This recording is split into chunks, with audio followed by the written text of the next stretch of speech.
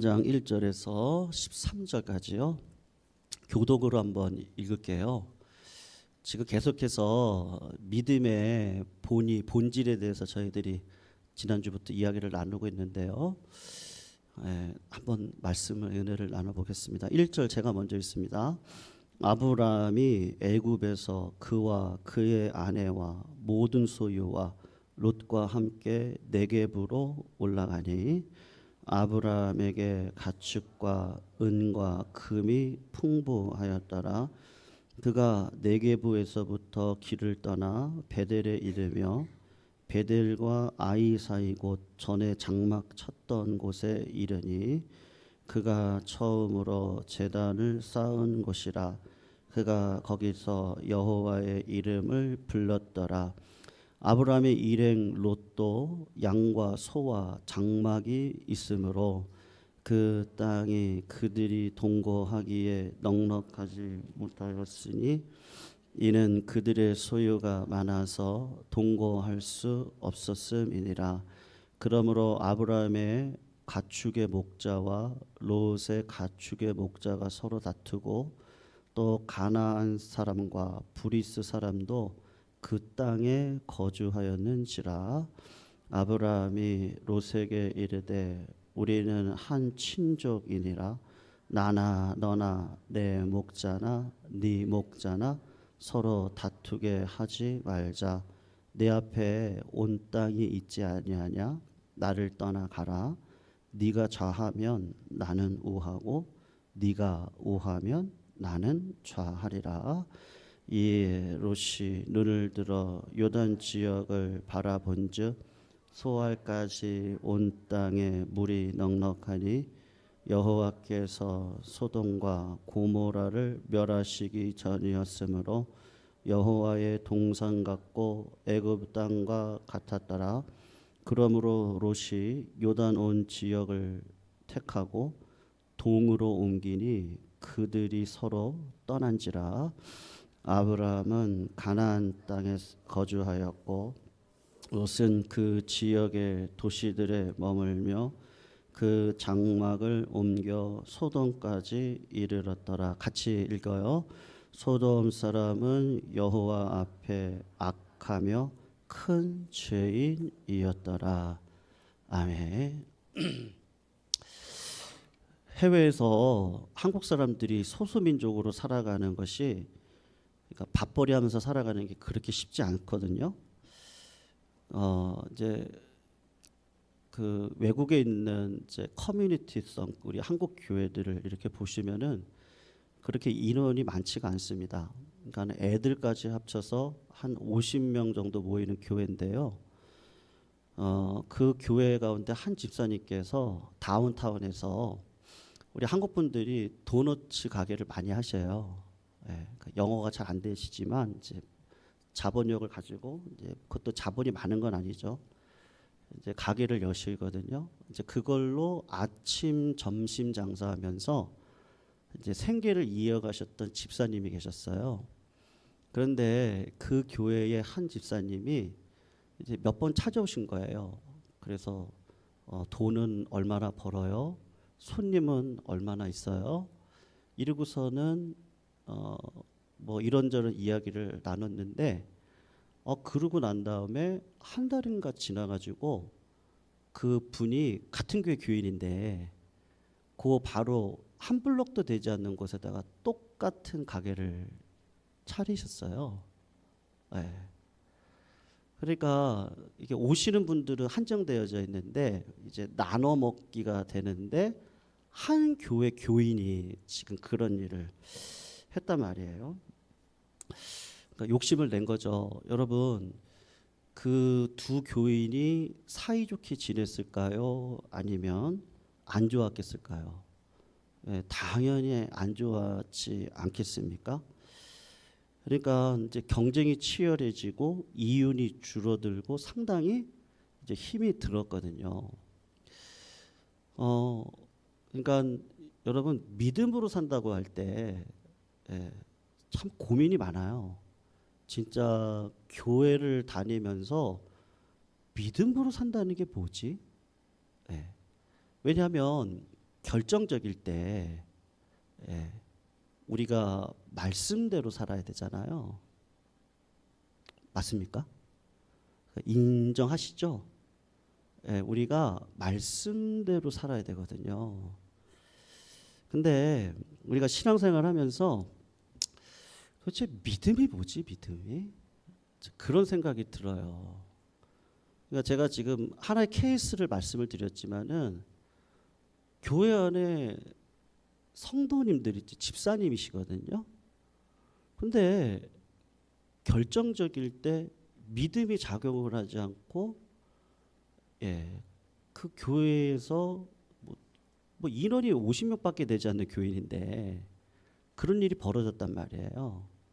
그럼 장기적으로 볼 때는 하나님의 나라가 세워지는 게 참 뭐냐면 몸부림을 치다가 또 가야 되니까 소모전을 벌일 수밖에 없잖아요. 그러니까 이게 참 쉽지 않단 말이에요. 그러니까 왜 그럴까? 우리가 왜 믿음으로 살지 않을까? 그러니까 제가 오늘 드리고 싶은 말씀은 뭐냐면요. 여러분 믿음이라는 건 나에게서 오지 않습니다. 성도님들 이제 아시죠? 신앙생활도 내 힘으로 하는 게 아니에요. 그리고 기도도 그렇거든요. 제가 제 힘으로 하지 않습니다. 그러니까 우리 성도님들도 마찬가지실 거예요. 무슨 기도를 저렇게 하시지? 그래도 하나님이 기도를 지금 하라고 하시니까 기도를 해요. 그러니까 이제 인간적으로는요. 다 육신의 연약함이 있기 때문에 내 본의대로 생각하고 살아갈 가능성이 많거든요. 그러니까 환경이 안 되면 낙심할 수밖에 없잖아요. 그리고 무슨 기도를 하겠어요. 그런데 하나님이 기도하라고 말씀하시거든요. 자꾸 야 기도해라, 기다려라. 그러니까는 기도를 해요. 야 와서 감사해라, 예배 드려라. 어떻게 하든지 그 예배 자리를 지켜라 라든지 야 인내해라 라든지 담대해라 하든지 그 하나님을 경험할 수 있는 자리에 우리를 초청하셔서 하나님의 살아계심을 알게 하시고 그게 믿음의 원천이 돼서 그렇지 내가 믿음으로 살아야지 라고 했을 때 구체적인 행위가 내가 부인되어지고 어떻게 하든지 그 이웃과 하나님의 나라와 그러니까 하나님과의 관계가 먼저 중요하겠죠. 하나님이 나한테 원하시는 게 뭐지? 라고 했을 때 내가 같은 블록에서 똑같은 걸 차려놓으면은 야 이거는 분명히 내 욕심대로 하는 거니까 좀 다른 방식을 찾아봐야 되겠다라든지 뭔가 열매가 있어야 되잖아요. 근데 그 열매라는 것이 내 힘으로 되지가 않아요. 그러니까 신앙생활도 말이죠. 믿음생활도 내 힘으로 하면 자꾸 이제 자랑의 자리로 들어가게 되거든요. 그래서 좀 고민이 되는 것들이 많아요. 우리가 평생을 지금 믿음생활 해오시잖아요. 진짜 하나님의 나라와 의를 구하는 것일까? 라고 했을 때 여러분들 제가 오늘 드리고 싶은 말씀은 하나님으로부터 능력을 받으시기를 주의 이름으로 축원합니다. 그러셔야 돼요. 그러니까 왜 기도해야 되느냐? 여러분 하나님이 내 삶 속에 개입해 오셔가지고 와 내가 생각했던 방식과는 완전히 다른 방식으로 내 삶을 끌어가시는 거를 경험하게 해주셔요. 그래서 여러분 뜨겁게 신앙생활하는 건 조금 위험해요. 그러니까 처음에 뜨겁게 사랑을 받긴 하는데 그게 삶의 완전한 성숙의 자리로 가게 하지는 않거든요. 그러니까는 꾸준히 하나님의 말씀을 귀를 기울여서 내 마음을 그러니까 내가 가지고 있는 사고 방식과 환경 속에서 오는 나를 육신으로 몰고 가는 그런 모든 것들을 회개하고 그냥 정직한 마음으로 하나님 앞에 딱 섰을 때 하나님이 나에게 부어주시는 은혜가 있거든요. 그걸 붙들고 내가 살아가 봐야 돼요. 근데 너무 힘들어요. 왜냐하면 내가 희생의 자리로 가야 되거든요. 때로는 핍박이 있고 그리고 오해가 있고 여러 가지 일들이 많아요. 근데 그걸 견디고 그러니까는 신앙생활의 본의가 뭐냐? 눈물로 하나님의 말씀의 씨앗을 뿌릴 수밖에 없는 삶으로 가거든요. 근데 그게 내 힘으로 가는 게 아니에요. 여러분 씨앗은 뿌리는데 자라게 하시는 분은 누구예요? 하나님이 하시잖아요. 그러니까 내가 물을 주고 내가 몸부림을 쳐야 돼요. 내가 열심히 물을 주고 말씀을 먹고 그 말씀을 생각하고 기도하고 내 육신으로는 안 되죠. 그런데 자꾸 하나님이 하시라고 하니까 그 말씀이 어떻게 하든지 순종해 보려고 그러고 말씀대로 살아보려고 하고 그리고 이게 내 힘으로 안 된다는 걸 알거든요. 그래서 하나님 앞에 기도의 자리로 들어가요. 그러면 하나님이 신기하게도 그 삶 속에서 하나님이 살아계심을 경험하게 해주시거든요. 그래서 어떤 마음이 드냐면 하나님 살아계시지 이거를 내 삶 속에서 경험을 딱 해요. 그러니까 하나님이 살아계시는데 내가 어떻게 같은 블록 안에서 장사를 할 수 있겠어요. 그렇게 되면 교회 안에서 분열이 일어나겠는데 형제 간의 의가 깨지겠는데 어떻게 그렇게 하겠어요. 그러면은 이제 다른 방법을 간구해 보겠죠. 업종을 바꾼다든지 여러 가지 일들이 있지 않겠어요. 근데 왜 이런 일이 벌어져요? 하나님을 안 믿는 거고 하나님을 경험하면서 살아오지 않았기 때문에 오는 믿음의 열매가 없기 때문인 거예요. 네. 제가 그냥 실제적인 얘기를 드리는 거예요. 그러니까 여러분 우리가 걱정할 거 없거든요. 저는 성도님들 걱정 안 해요. 왜냐면 이미 응답 받았어요. 저는 작년에 응답 받고 올 초에도 응답 받았어요. 그래서 성도님들 걱정하지 마시라고 말씀대로만 살면은 하나님이 올 한 해 때를 따라 돕는 은혜를 주실 거예요. 제가 이 제목을 여러분 그냥 적는 거 아니에요.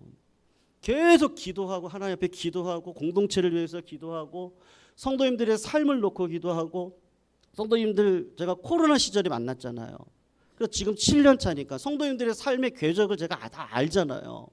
그런 가운데서 기도하다가 하나님이 이때가 때가 되니까 이게 지금 그럴 때구나. 지금은 기도해서 응답받을 때구나. 제가 그 마음에 확신이 오는 거예요. 그래서 사업장 문도 하나님이 열어주실 거예요. 직장의 어려움 속에서도 하나님은 반드시 믿음의 길을 걷게 해주실 거거든요. 건강 속에서 하나님이 책임져 주시를 치유의 은혜가 날마다 일어날 거라고요. 자식들을 위해서 기도하면 하나님이 그 자녀들의 삶을 책임져 주실 거고 믿음의 삶으로 인도해 주실 거예요. 가정에 어려움이 있다 할지라도 하나님이 책임져 주실 거란 말이에요. 이렇게 담대하게 얘기할 수 있는 이유가 뭐냐? 그 살아계신 하나님을 경험했고 하나님 어떻게 해요? 그러면 하나님이 지금까지 내가 너에게 응답해 주셨는데 지금까지 하나님의 하나님됨을 보여주셨는데 뭘 염려하니? 지내놓고 보니까 하나님이 다 하고 계셨거든요. 여러분 오늘 본문을 보시면요. 아브라함과 롯 친족관계예요. 그런데 이 두 가정 가운데 물질이 부유해졌어요. 물질이 부유하다 보니까 인간의 욕심이 들어와서 물기를 놓고 막 싸우는 거예요. 그러니까 이렇게 살아서는 안 되겠다 생각을 한 거예요. 그럴 때 여러분 롯은 조카고 아브라함은 아버지예요. 그러면 누가 양보하는 게 맞아요? 유교 국가에서는요. 누가 양보해야 돼요? 어린 조카가 양보를 해야죠. 근데 아브라함이 양보를 해요.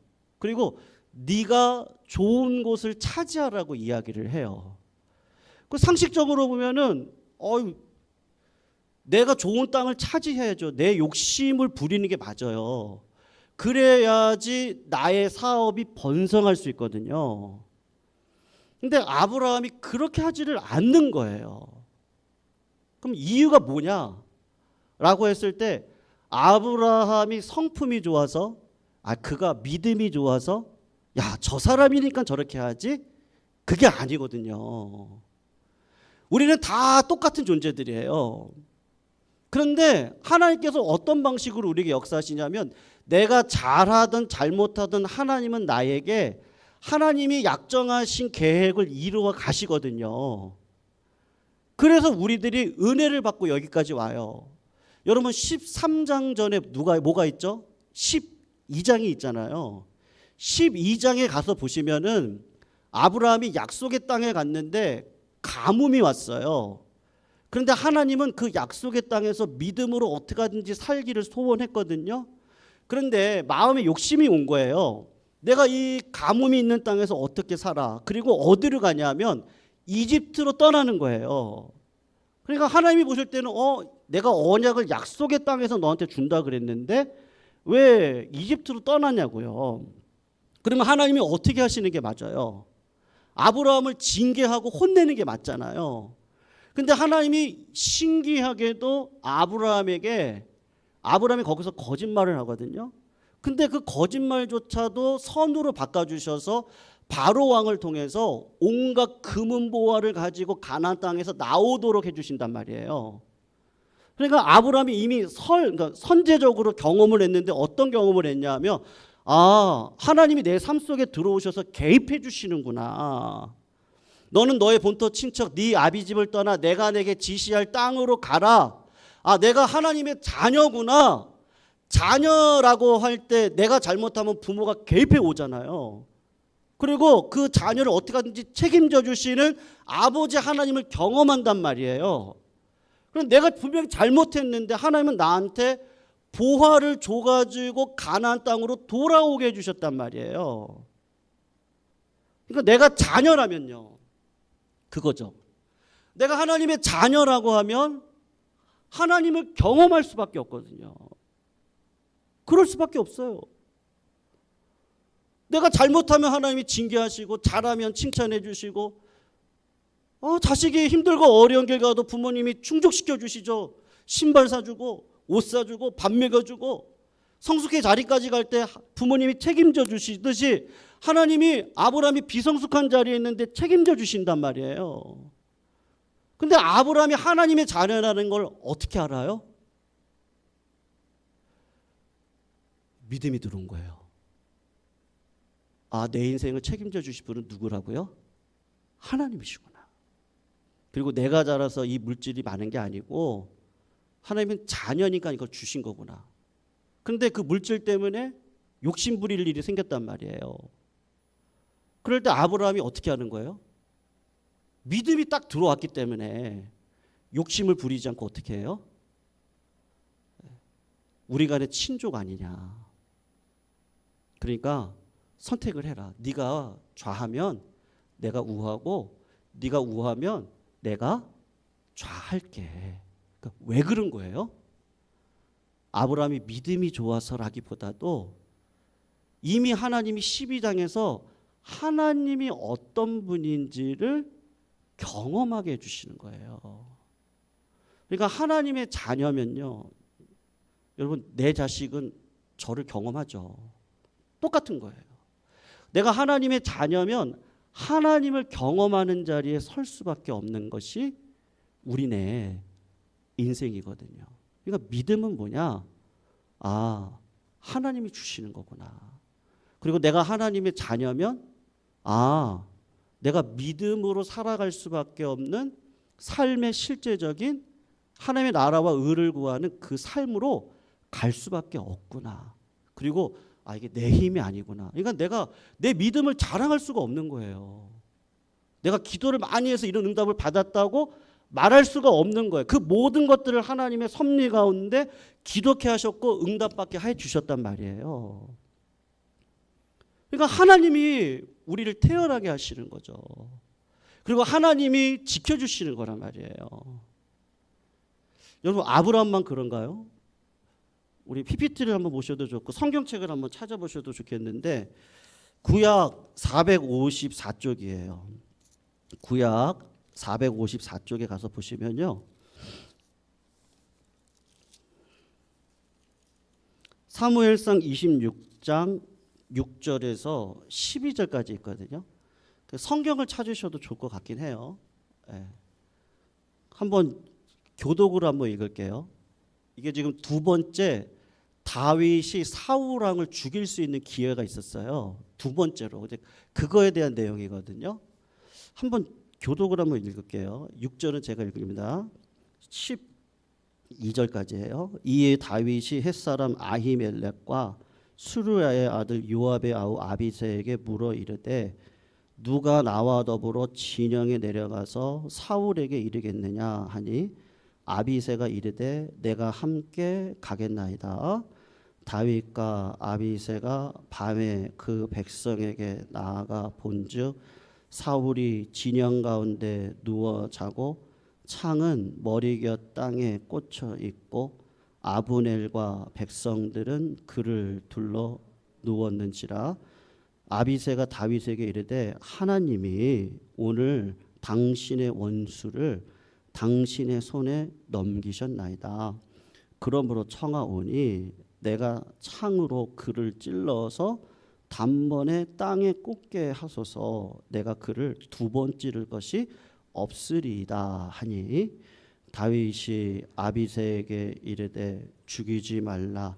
누구든지 손을 들어 여호와의 기름 부음 받은 자를 치면 죄가 없겠느냐 하고 다윗이 또 이르되 여호와께서 살아계심을 두고 맹세하노니 여호와께서 그를 치시리니 혹은 죽을 날이 이르거나 혹 또는 전장에 나가서 망하리라. 내가 손을 들어 여호와의 기름 부음 받은 자를 치는 것을 여호와께서 금하시나니 너는 그의 머리 곁에 있는 창과 물병만 가지고 가자 하고 12절 같이 읽어봐요. 다윗이 사울의 머리 곁에서 창과 물병을 가지고 떠나가되 아무도 보거나 눈치채지 못하고 깨어 있는 사람도 없었으니 이는 여호와께서 그들을 깊이 잠들게 하셨으므로 그들이 다 잠들어 있었기 때문이었더라. 아멘. 여러분 다윗이 지금 그냥 이렇게요. 그냥 사울을 죽일 수 있는 기회가 딱 왔습니다. 근데 어떤 유혹이 왔냐면요. 다윗이 왕권을 가지고 있잖아요. 그러니까는 밑에 있는 수하가 당신이 죽이면은 왕으로서 나중에 인정을 못 받을 수 있습니다. 왜냐하면 내가 왕을 죽이잖아요. 그러면 안 되니까 그 시나 아비새가 뭐라고 지금 얘기하는 거냐면 내가 죽일게요. 그리고 내가 뒤집어 쓸 테니까 당신은 그냥 모른 척만 하세요. 나는 몰랐다고. 그러면 돼요. 그러면 당신이 왕이 될 수 있어요. 이렇게 얘기를 한 거예요. 굉장한 유혹이에요.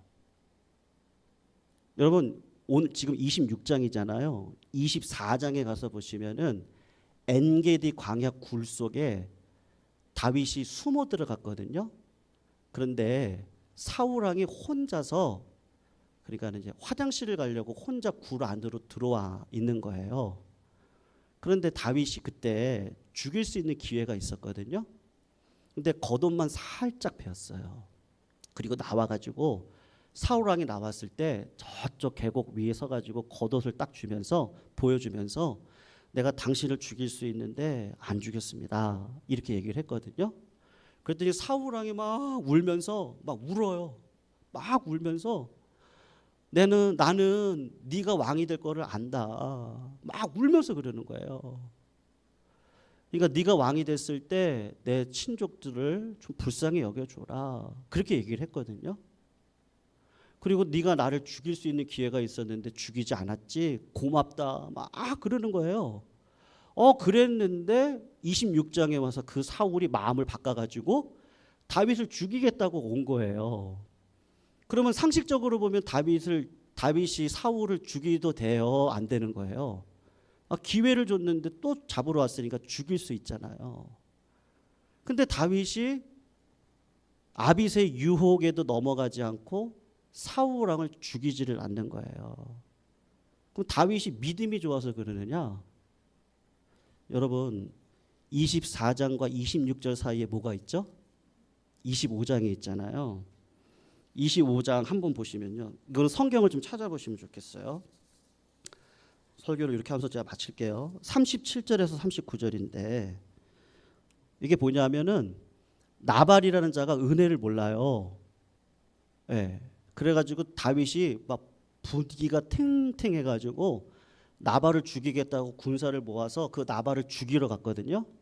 근데 나발의 아내가 아비가일이라는 여자인데 그 여자가 아주 지혜롭게 행동을 해서 당신이 왕권을 유지를 하려면 서민을 죽이서는 안 됩니다. 이제 그런 이야기를 하면서 그 지혜로 다윗이 죽이지를 않아요. 그런데 그 사건이 딱 있고 난 다음에 하나님이 그 악을 어떻게 갚냐면 한번 보세요. 37절에서 39절인데 세 구절 하나님이 나발을 치시는 장면이 나오거든요. 한번 읽어봐요. 성경을 보시면 됩니다. 시작. 아침에 나발이 포도주에서 깬 후에 그의 아내가 그에게 이 일을 말하매 그가 낙담하여 몸이 돌과 같이 되었더니 한 열흘 후에 여호와께서 나발을 치심에 그가 죽으니라. 나발이 죽었다 함을 다윗이 듣고 이르되 나발에게 당한 나의 모욕을 갚아주사 종으로 악한 일을 하지 않게 하신 여호와를 찬송할지로다. 여호와께서 나발의 악행을 그의 머리에 돌리셨도다 하니라. 다윗이 아비가일을 자기 아내로 삼으려고 사람을 보내어 그에게 말하게 하매. 여러분 지금 나발이 누구의 손에 죽어요? 하나님의 손에 의해서 죽는 거예요. 그런데 다윗이 경험한 게 뭐냐면 하나님은 신자나 불신자나 하나님은 다 계수하고 계시는구나. 그리고 그가 덕을 쌓고 살면 하나님이 갚아주시고요. 그냥 이기적으로 그렇게 살아가면은요, 나발이 욕심을 부린 거거든요. 내가 왜 내 음식을 다윗한테 줘? 다윗에게 도움을 받았거든요. 그런데 그게 싫다는 거예요. 그러니까 이제 다윗이 화가 나서 죽이러 갔는데 아비가일이 그걸 막았거든요. 그러면서 경험한 게 뭐냐면 26장이 오기 전에 하나님이 다윗에게 뭐를 경험시키냐면 하나님이 개입하신 걸 보여주시는 거예요. 누굴 통해서요? 아비가일을 통해서 보여주신 거예요. 보여주셨는데 네가 그 말에 순종을 잘했구나. 그리고는 나발을 딱 치셔가지고 하나님이 그를 치신 거를 딱 보여주시는 거예요. 하나님의 말씀이 악을 악으로 갚지 않고 선으로 갚아라. 그리고 너를 박해하는 자를 위해서 기도해라. 그의 머리에 평안을 놓고 기도를 해라. 그 머리에다가 숯불을 올려놓는 것과 똑같을 거다. 하나님의 말씀이 살아가지고 내 삶 속에서 이런 방식으로 나를 끌어가시는구나. 그거를 하나님을 아주 깊게 경험을 하는 거예요. 그러니까 어떤 마음이 오냐면 유혹이 오죠. 그래, 내가 손 딱 씻고요. 내 부하 아비새가 사울 딱 죽이면 사실 뒤에서 다 모략을 다 했는데 한 사람 또 앞에 세워가지고 저 사람이 이렇게 죽이게 하고는 나는 몰랐다고. 저 사람의 충정이 나를 그렇게 한 거라고. 그래서 그런가 보다 이렇게 할 수 있잖아요. 근데 그 유혹을 이기는 거예요. 왜 이겨요? 하나님이 그에게 26장에 이 사건이 오기 전에 하나님이 나의 아버지라는 것을 경험하도록 내 삶을 이끌어 가시는 거예요. 여러분, 믿음이 뭐예요? 저는 2026년도에 성도님들, 믿음은 목사가 믿음 좋다? 아닌 것 같아요. 저도 목사지만요. 저도 마귀가 한번 흔들면 넘어질 사람인 것 같고요. 예. 직분자가 믿음이 있나요? 헌신자가 믿음이 있나요? 아닌 것 같아요. 믿음은 하나님 자체이신 것 같아요.